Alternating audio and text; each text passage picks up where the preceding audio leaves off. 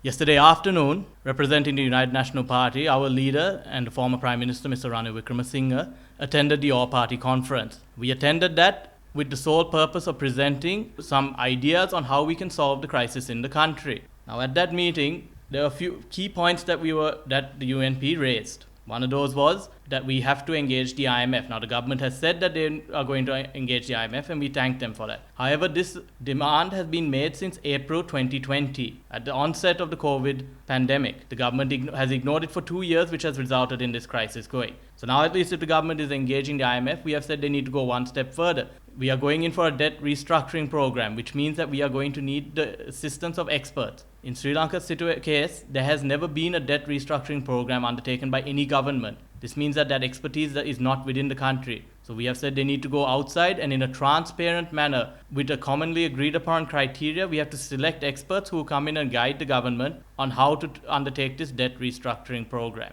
Before any of these solutions are taken, the UNP has a clear message. The country, the political parties and civil groups need to come together. We need to put aside our differences and form a national policy. Now, by a national policy, we are saying that the government and the country needs to implement a new framework by which future governments will operate. We need to have a commonly agreed upon direction in which the country will go down.